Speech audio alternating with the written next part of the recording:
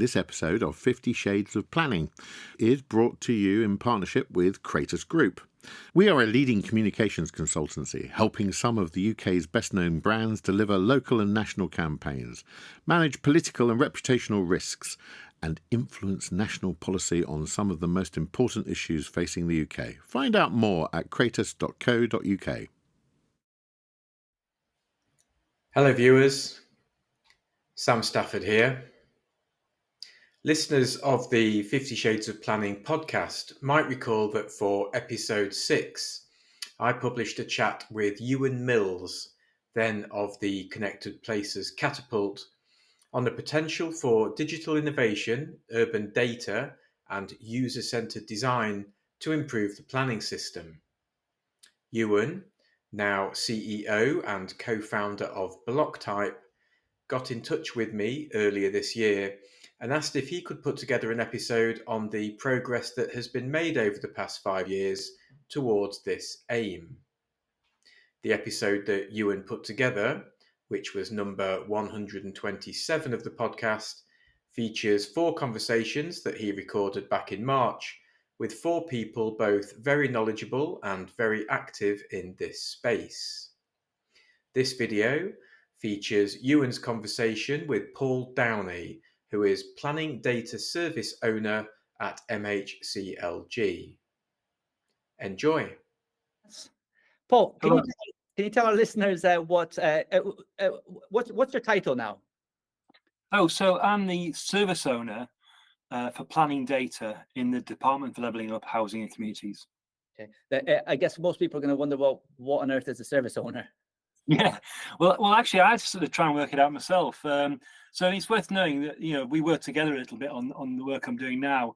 When I was trying to get started, and in fact, a lot of the thinking that shaped the service that I'm running now, I have to sort of thank you, Euan, and Steph Webb at Connected Places Catapult. And I think you did something on this podcast a few years ago where you talked about digital planning, and that was very much sort of informed a lot of the thinking. About 4 or 5 years ago. Yeah, I mean, a service owner basically runs a service in government, and a service is something that helps people do something. And there's one sort of slight difference about the service we're building is that we're not really building services directly for people to do a job, to get a job done. We're trying to help people build services to help other people do things. And the planning data service, that's basically the remit is can we sort of create data, which is the barrier for people to create services. I think in a way this is kind of where you come in, right? You kind of you understand data in a way that very few planners actually do. So kind of this service owner, kind of you're in charge of this planning data service. Yeah. I think a couple of things that I'd like to explore is like, one, what do you mean by planning data, right? Because planning data, like, I don't know, is it like things like footfall? What do you mean when you talk about planning data? Yeah, that's a really good question. Well, data is really just another name for stuff, but really the sort of data is really lots of different kinds of things. And I think when you're sort of talking about informing broad brushstroke decisions, the kind of things like targeting investment or like when you're developing a local plan and you're using lots of evidence, then you're using a lot of statistical data, like you're sampling and you're guessing. But there's also the kind of data we're really looking at first is recording the decisions like that planning people make. So when they grant or they receive a planning application and they make a decision on that, making those decisions available in things which don't look much different to spreadsheets. And then also the other kind of data we're really interested in is geospatial data, which is basically by and large boundaries of things, edges of things, but making that available as points, then you can build lots of different things off the back of that. So when you refer to planning data, is that the same as planning information? Like, I mean, you talked about kind of planning decisions, right, and how that becomes a piece of data. Like, when does a piece of information become a piece of data? Are they interchangeable terms? It's quite philosophical, but and actually a lot of information technology work is philosophical. You do get into ontological, like what is a thing, but I guess the difference between data and information is data is the raw ingredients, right? So it's just numbers, it's facts.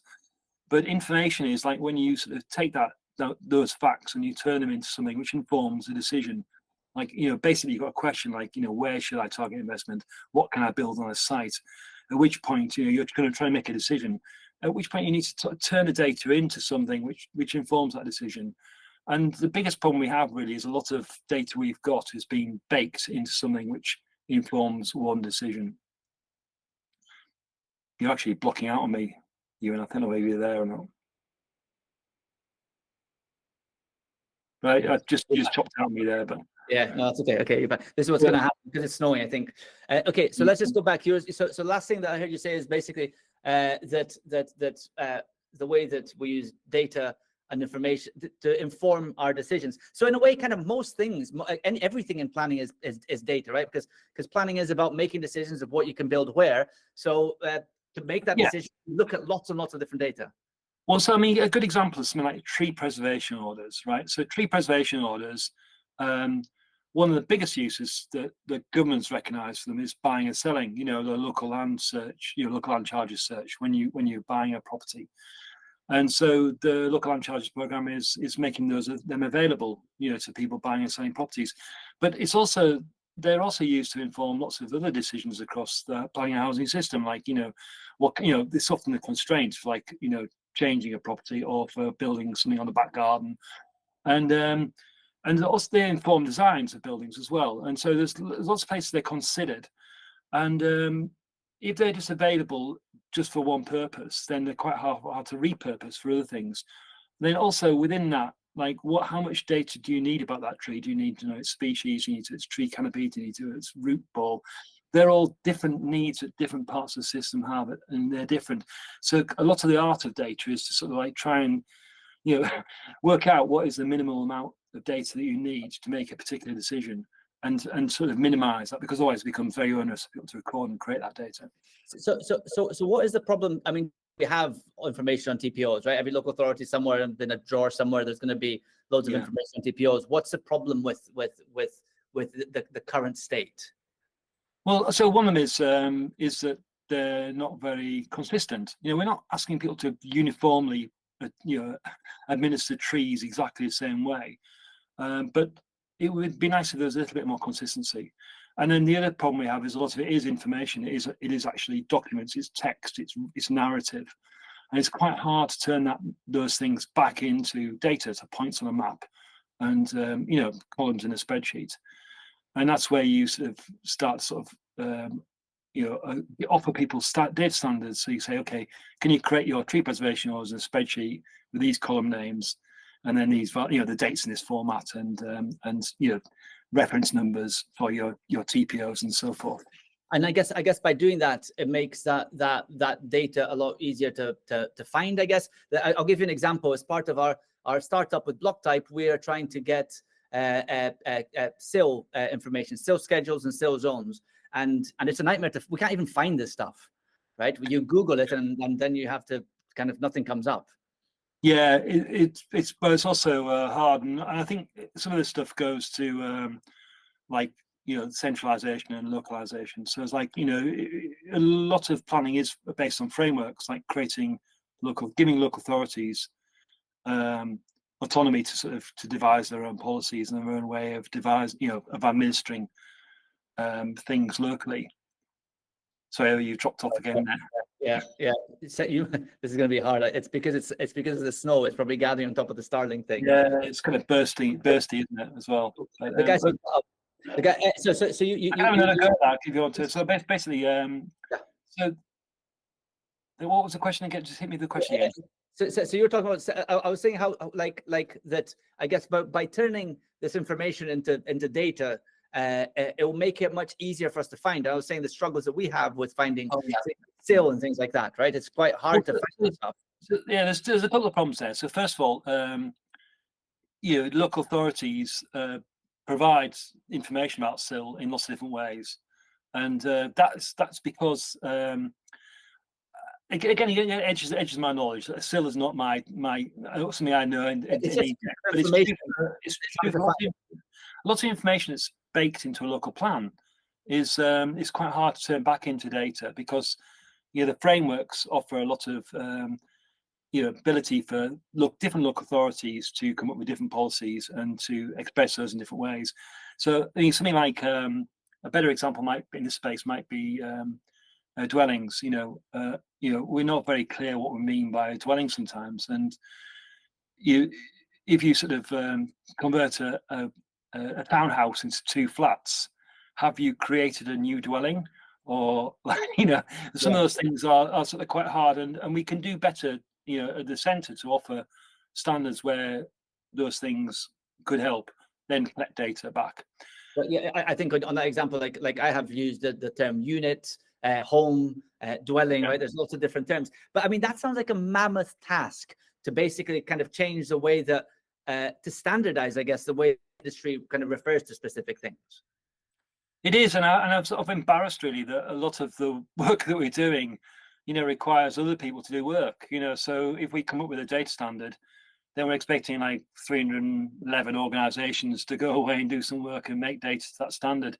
And this really comes to the heart of what we're trying to do, is like how do we design those data standards, with the local authorities, so it goes with the grain the way they work, that they can make the data without much effort, but actually we give them value for that work. So a lot of thinking we're doing is like, how do we sort of say, okay, if you make the data, then you get this. It makes reduce the burden of your administration, like your PS1, PS2 returns, or it does something for you and immediately. And that's where Matt Woodhill, my colleague, is working on software which reduces invalid planning applications. That is value to the local authority to make data, and a reason to make the data.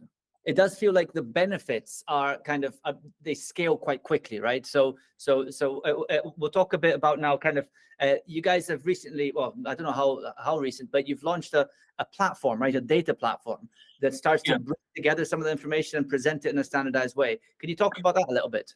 Yeah, also I'm horribly embarrassed by that as well, because we're such early days really, and there is a sort of flywheel of value. I can talk about that, but at the moment we're just trying to get that started. We're just trying to prime the pump of getting data out there. But what we've tried to do is find some quite low, obviously high use, easy to make data sets which have value to creating software. So, for example, certificates of lawful development, which Matt's working on, it needs 4 data sets which you can find locally: tree preservation orders, conservation areas, Article 4 directions, and listed building outlines.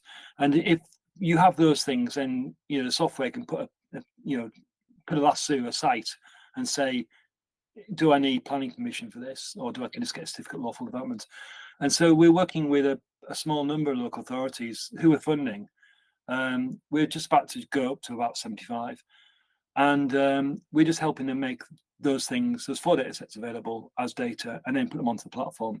Platform's not very clear about like where the gaps are, like where the local authorities haven't provided data. But these are things to work through. That's why I'm embarrassed by it. The metaphor of a platform is something you build on top of. You can build a service on top of it. So again, Matt's services are built on top of our platform. We do the work of collecting the data from the local authorities. Local authorities do the work of making the data available, and then Matt's software can help people reduce their planning applications.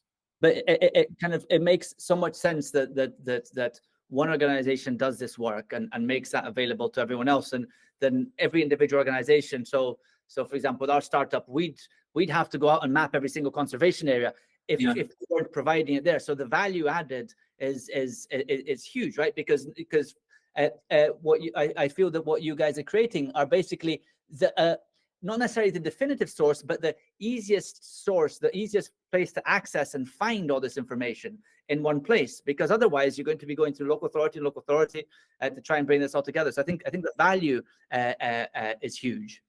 Yeah, so let's just be clear. There's three kind of people three actors we're trying to work with at the moment. So the first one is it's be like yourself. We want to enable you to build a service to help people make decisions, or we are trying to create a marketplace of services, and the housing and planning system is big enough that there'll be lots of services to answer lots of different questions and decisions that people have to make.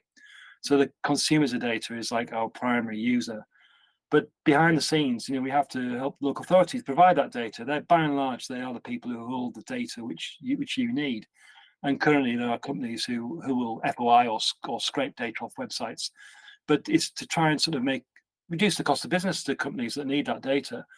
And so by working with local authorities to, like say, make data going with the grain of their processes, and that's what the second user. And the third user really is quite often forgotten about, is policymakers, and that's in the department or in the local authorities, who had sort of tried to achieve a policy outcome, and they've recognised that data standards, have a part to play in that.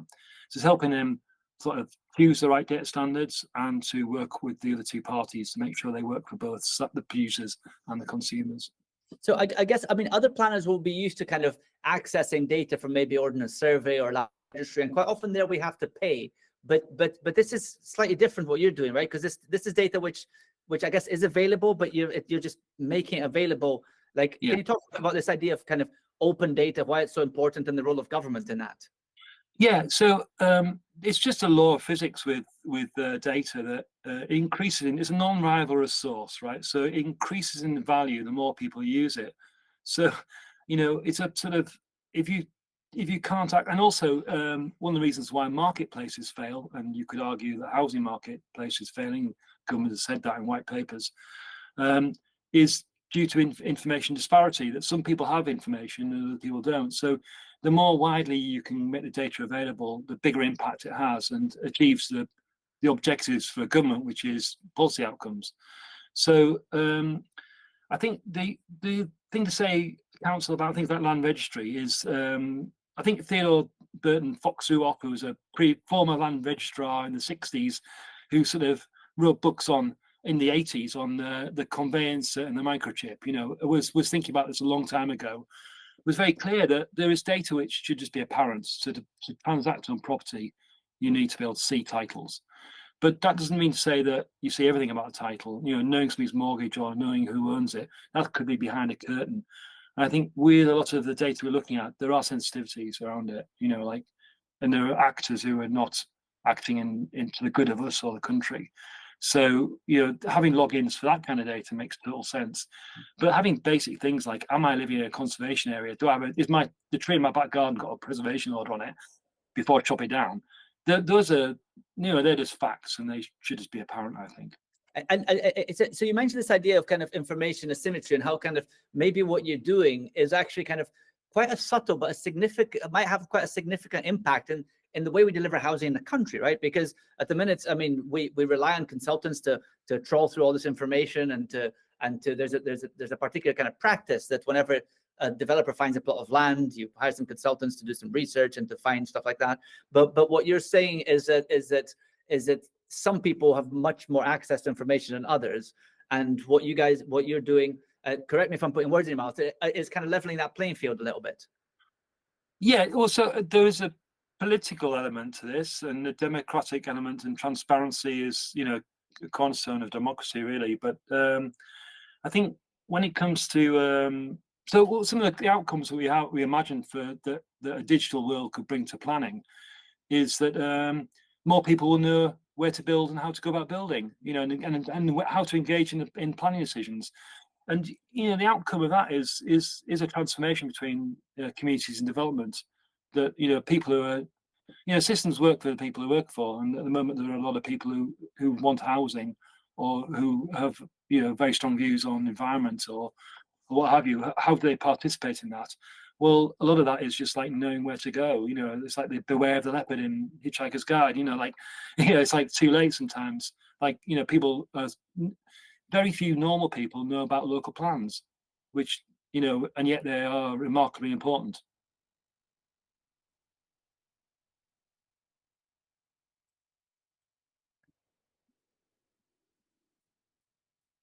Oh, we're back. Okay, sorry.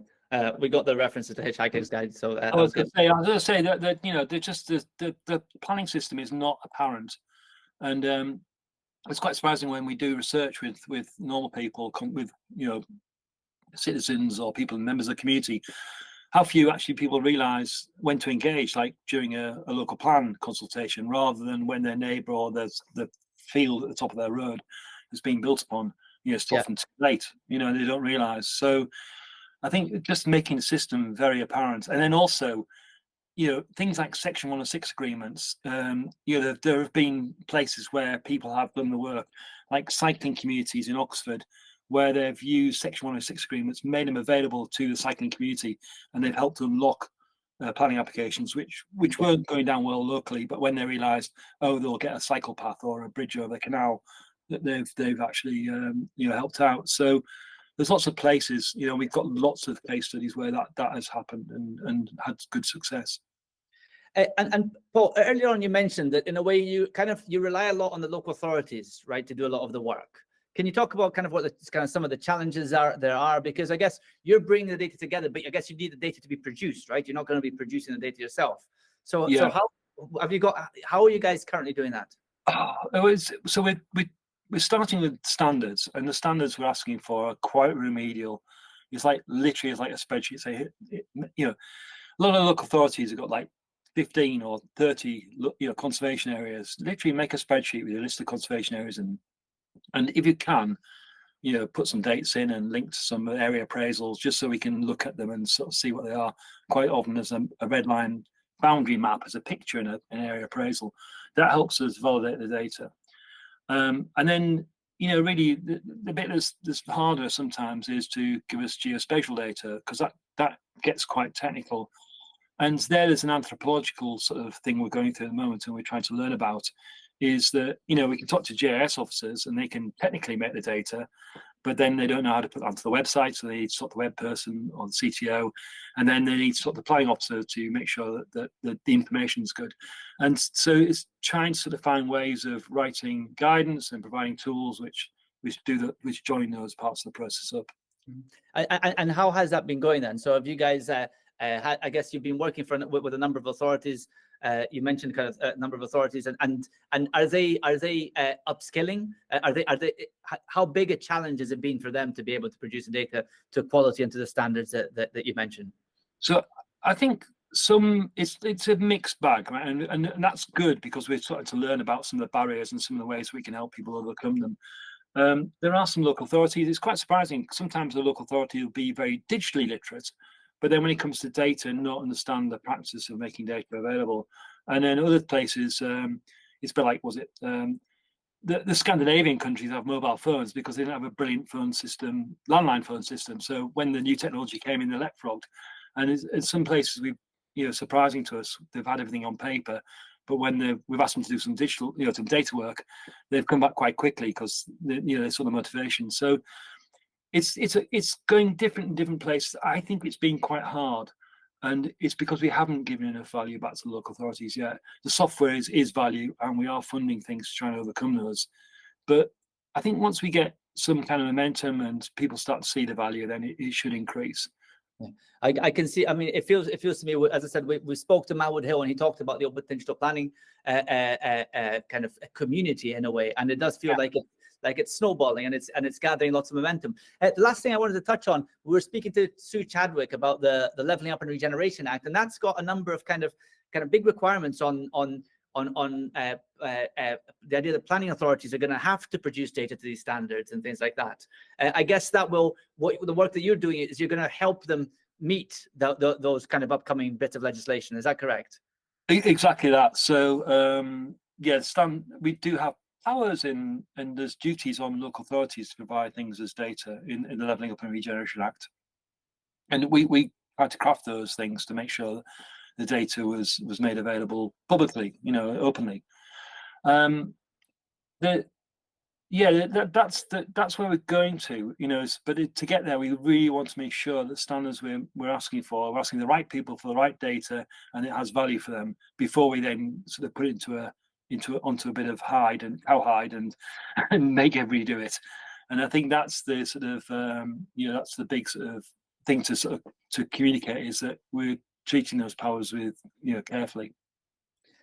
That's good stuff. I mean, it all sounds kind of really exciting to me, and it's amazing having seen kind of, Paul, how you and the team have kind of progressed so much, and now you've got a service there which is live, which startups like ours and lots of others are probably kind of using on a frequent basis. It's all very exciting.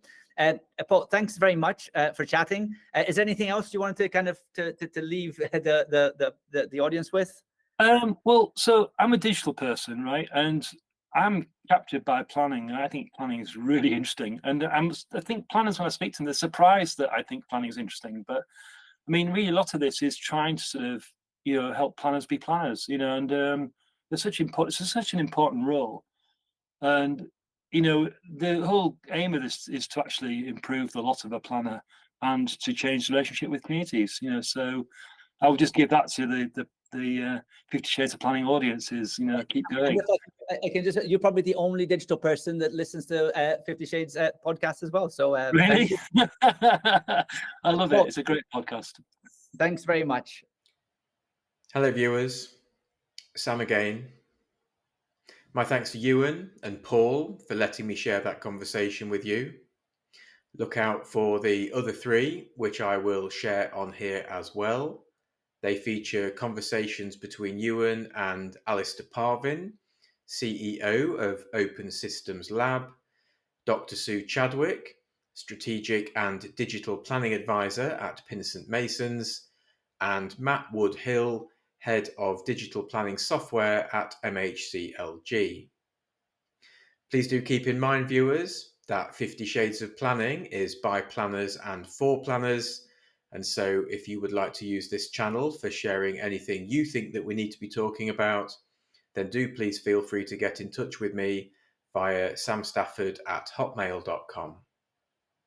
My thanks to podcast partners Kratos, and a shout out especially to Luca Di Fato for production support. What have we learned? Well, town and country planning is very much not a black and white endeavour. There are at least 50 shades in between. Bye for now. Thank you for listening to this episode of 50 Shades of Planning, which is brought to you in partnership with Kratos. Kratos are a leading communications consultancy providing integrated strategic communications and campaigns across multiple sectors. We have helped some of the UK's best-known brands deliver local and national campaigns, manage political and reputational risks, and influence national policy on some of the most important issues facing the UK. We are more than an agency, we are change makers. Find out more at kratos.co.uk.